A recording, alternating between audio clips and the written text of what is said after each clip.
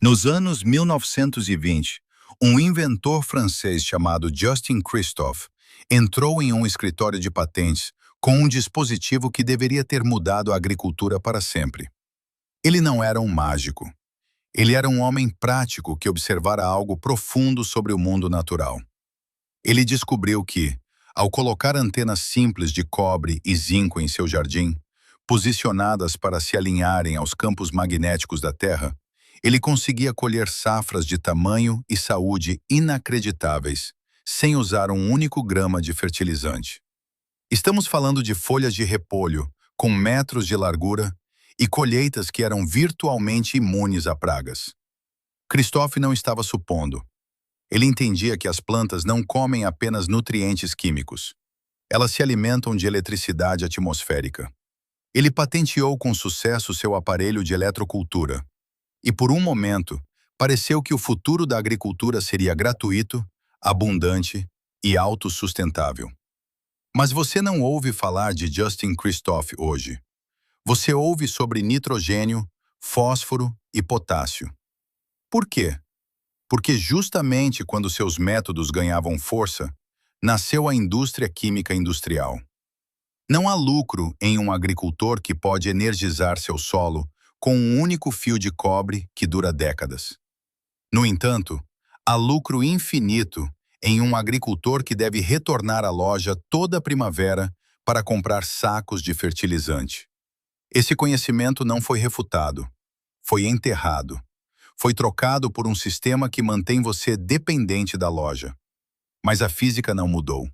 A energia que Christophe utilizou ainda está lá, logo acima do seu jardim, esperando que você ligue a chave novamente. Para entender por que a descoberta de Justin Christophe foi tão revolucionária, você precisa olhar para o seu jardim de uma forma diferente da que lhe foi ensinada. O modelo agrícola moderno trata o solo como uma conta bancária. Dizem que, se você quiser sacar um tomate, deve primeiro depositar nitrogênio, fósforo e potássio. Se a planta parece fraca, o especialista no centro de jardinagem diz que sua conta está vazia e você precisa comprar mais depósitos. Este é o modelo químico. Ele pressupõe que o solo é morto e passivo, um recipiente simples que contém ingredientes. Mas esse modelo é falho porque ignora o motor que realmente impulsiona o crescimento. Pense em uma floresta. Ninguém fertiliza as sequoias. Ninguém equilibra o pH da floresta amazônica. No entanto, esses sistemas produzem mais biomassa por centímetro quadrado do que seu melhor pé de tomate. E o fazem para sempre. Eles prosperam porque estão conectados a um sistema de energia maior. A própria Terra é um terminal negativo gigante, e a ionosfera acima de nós é um terminal positivo massivo. Cada árvore, cada lâmina de grama e cada hortaliça é, essencialmente, um fio biológico conectando esses dois polos. A seiva na planta não é apenas água. É um eletrólito que move nutrientes para cima não apenas por capilaridade, mas por atração elétrica. A razão pela qual seu jardim sofre, apesar do seu trabalho duro, é que a jardinagem moderna frequentemente rompe esse circuito. Colocamos barreiras plásticas contra ervas daninhas que isolam o solo. Usamos canteiros elevados, cheios de misturas estéreis, que não têm ressonância magnética com a terra abaixo. Despejamos fertilizantes sintéticos, que são essencialmente sais. Embora proporcionem uma explosão química rápida, eles podem, na verdade, interromper a condutividade elétrica natural da vida microscópica no solo. Quando você faz essas coisas, está tentando operar uma máquina com o cabo de força cortado. Você pode colocar todo o combustível que quiser no tanque, mas se não houver faísca, o motor não dará a partida. Christophe entendeu que não precisamos forçar a planta a comer. Precisamos estimular seu apetite. Quando você restaura o fluxo elétrico entre a atmosfera e a Terra, você desperta a biologia do solo. As bactérias e fungos que processam nutrientes são sensíveis a essas correntes elétricas fracas. Quando a corrente flui, eles trabalham mais. Eles decompõem minerais que já estão no seu solo, mas que antes estavam bloqueados, inacessíveis às raízes. De repente, você não precisa adicionar mais fertilizante, porque a planta pode finalmente acessar o que sempre esteve lá. Não estamos adicionando produtos químicos à equação. Estamos simplesmente restaurando a física que permite que a natureza se alimente. Para visualizar como esse sistema funciona, quero que você imagine o mundo ao seu redor como uma bateria gigante. Acima da sua cabeça, a ionosfera, o céu, está carregado positivamente. Sob suas botas, a Terra está carregada negativamente. A cada segundo de cada dia, há um desejo natural de que essas duas energias se conectem e se equilibrem. Em um ecossistema selvagem saudável, árvores e gramíneas nativas altas atuam como condutores que transpõem essa lacuna. Elas puxam a energia atmosférica para a zona das raízes, criando uma vibração elétrica sutil da qual a vida do solo depende.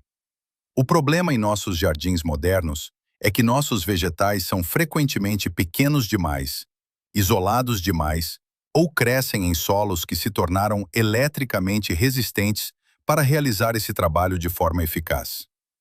É aqui que entra a antena de cobre. Ela atua como uma árvore substituta. Ao instalar um fio de cobre simples que alcança o ar e corre profundamente no solo, você está fechando esse circuito manualmente. Você está criando um caminho de baixa resistência para que o potencial atmosférico flua diretamente para a zona radicular de suas plantas. Isso não é sobre dar choques em seus vegetais. Estamos falando de milivolts, uma carga de gotejamento minúscula e imperceptível. Mas para um micróbio, esse gotejamento é um chamado para despertar. Quando essa corrente fraca atinge o solo, ela age como um catalisador. Ela estimula as bactérias responsáveis pela fixação de nitrogênio, essencialmente dizendo-lhes para começar a trabalhar. Ela aumenta a solubilidade dos minerais, dissolvendo os nutrientes duros no solo para que a planta possa realmente bebê-los. Pense nisso como um campo magnético. Quando você passa uma corrente por um fio, cria um campo magnético ao redor dele no seu canteiro. Esse campo influencia o movimento da seiva, que é rica em ferro e outros minerais. Ele melhora a circulação da planta. A planta não precisa trabalhar tanto para bombear nutrientes contra a gravidade, porque a atração magnética está auxiliando o fluxo. Você está essencialmente tirando o fardo da luta interna da planta, permitindo que ela gaste sua energia na produção de frutos e folhas, em vez de apenas sobrevivência. Este é o efeito de fluxo de Christoph, usando a energia livre do céu para desbloquear a energia adormecida da Terra. Agora, vamos construir isso. A beleza deste sistema é que você não precisa de uma oficina mecânica ou de um diploma em engenharia. Você provavelmente tem a maior parte do que precisa na sua garagem agora, ou pode encontrar em uma loja de ferragens local por alguns reais. Vamos construir uma antena atmosférica básica que imita os princípios de design que Justin usou. Você precisa de duas coisas: uma estaca de madeira e um pedaço de fio de cobre puro. Comece com a madeira. Você quer um pedaço de madeira não tratada, como uma estaca de cedro ou uma cavilha redonda simples de cerca de 1,80 m de altura. Não use metal ou plástico para a estaca de suporte. Queremos que a madeira atue como uma espinha dorsal neutra que sustenta o fio. Em seguida, você precisa do condutor. Você quer fio de cobre puro. Não precisa ser um cabo industrial grosso. Fio de cobre sólido padrão de bitola 14 ou 12 funciona perfeitamente. Se você tiver fiação elétrica antiga por aí, remova o isolamento plástico colorido. O cobre precisa estar nu para interagir com o ar e o solo. Pegue sua estaca de madeira e comece pela base. Deixe uma ponta de fio com cerca de 15 a 20 centímetros pendurada na extremidade inferior. Esta é a parte que irá profundamente na terra. Agora, comece a enrolar o fio na estaca. Você não está apenas enrolando aleatoriamente. Você quer criar uma espiral semelhante a uma videira subindo em uma árvore. Se você mora no hemisfério norte, enrole no sentido horário, na mesma direção em que o sol se move pelo céu. Esse formato de espiral é importante porque atua como um vórtice, ajudando a canalizar a energia de forma eficaz. O espaçamento não precisa ser perfeito, mas busque um fluxo uniforme, deixando alguns centímetros entre cada volta. Quando chegar ao topo da estaca, você quer criar o receptor. Estenda o fio acima da madeira e dobre-o para apontar para cima em direção ao céu. Algumas pessoas gostam de torcê-lo em um pequeno cone ou uma ponta reta simples. Ambos funcionam, mas a chave é que a ponta de cobre seja o ponto mais alto naquele canteiro, desobstruído e alcançando o ar livre. Para instalar, basta cravar a estaca no solo no lado norte do seu canteiro. Você quer que aquela ponta de 15 a 20 centímetros de cobre no fundo esteja totalmente submersa na terra, situada bem perto da zona das raízes de suas plantas. Esse é o seu ponto de conexão. O topo capta o potencial da atmosfera. A espiral acelera o fluxo e a ponta o aterra na terra, completando o circuito. Uma vez que ele esteja no solo, seu trabalho está feito. Não há baterias para trocar, nem interruptores para ligar, nem peças móveis para quebrar. Você acabou de instalar uma fonte de energia permanente para o seu jardim. Uma vez que você tenha cravado essa estaca no solo, quero que seja paciente.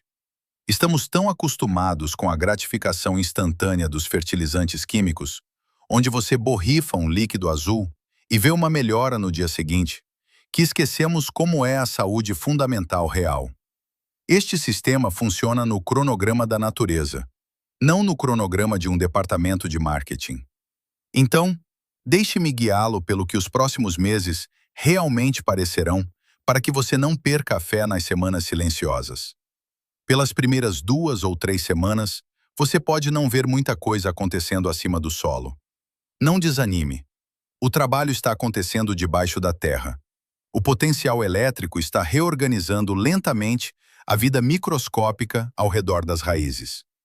As raízes estão sentindo aquela nova vibração e estão começando a se esticar em direção a ela, engrossando suas paredes celulares e recuperando-se do choque do transplante muito mais rápido do que o normal. Você está construindo a fundação de uma casa. Só porque você ainda não consegue ver as paredes, não significa que o concreto não esteja curando. Até o final do primeiro mês, você notará a primeira mudança real. Ainda não será o tamanho, será a cor. Você olhará para o seu canteiro carregado de cobre e depois para o seu canteiro padrão, e verá uma diferença no verde.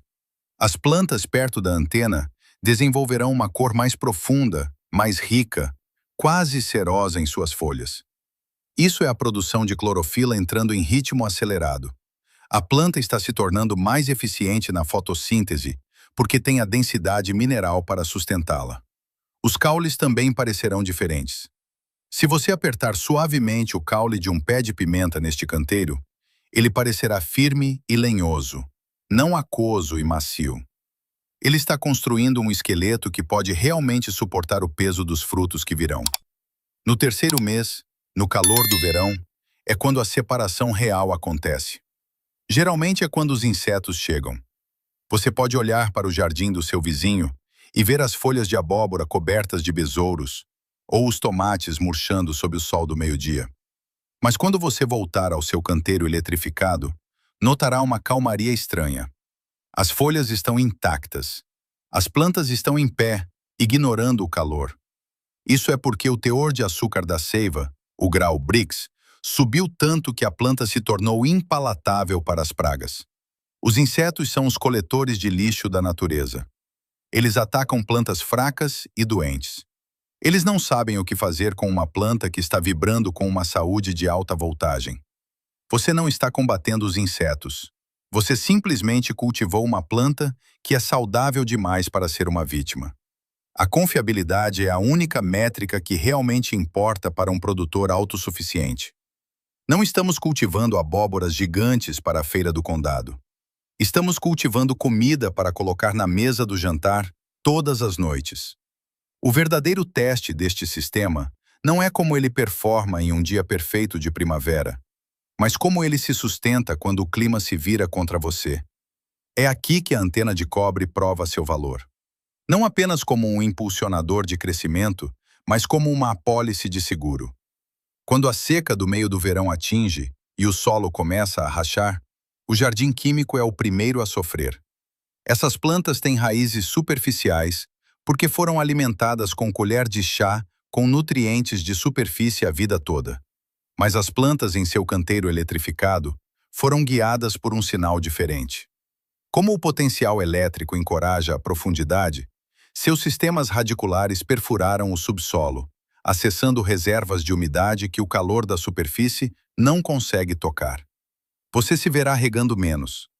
A própria estrutura do solo, influenciada por aquele alinhamento magnético, retém a água com mais eficiência. Ele se torna uma esponja em vez de uma peneira. À medida que a temporada avança para o outono, você verá o conceito de extensão da temporada entrar em jogo. Normalmente, conforme os dias ficam mais curtos e a luz enfraquece, as plantas param de crescer. Elas sentem a queda de energia, mas a antena continua a puxar o potencial atmosférico para o solo. Mesmo quando o sol enfraquece, isso mantém o microbioma do solo ativo por mais tempo do que o habitual. Eu vi tomates nesses canteiros continuarem a amadurecer frutos 2 ou 3 semanas após a data típica de geada dos canteiros desprotegidos próximos. Você não está forçando a natureza. Você está simplesmente dando à planta um casaco um pouco mais quente para vestir contra o inverno que se aproxima. E então, ao sabor. Este é o rendimento invisível. Quando uma planta tem alta condutividade elétrica, ela armazena mais minerais no fruto. Isso aumenta o teor de açúcar ou o grau Brix. Uma cenoura de alto Brix não tem apenas um gosto mais doce. Ela é quimicamente mais densa. Ela não apodrece tão rápido na despensa. Ela congela melhor. Ela alimenta sua família de forma mais profunda. Você para de perseguir a quantidade, o número de sacas, e começa a valorizar a qualidade da caloria. Você percebe que uma colheita menor de alimentos densos em nutrientes e cultivados eletricamente vale 10 vezes o volume da produção aquosa e cheia de químicos que você costumava cultivar. Você construiu um sistema que prioriza a estabilidade sobre a velocidade. E em um mundo caótico, estabilidade é tudo. Se esta história mudar a maneira como você olha para a energia fluindo em seu próprio quintal, por favor, inscreva-se e curta o canal. Estamos desenterrando a história que tentaram enterrar. Plante o futuro. O próximo tesouro será revelado em breve.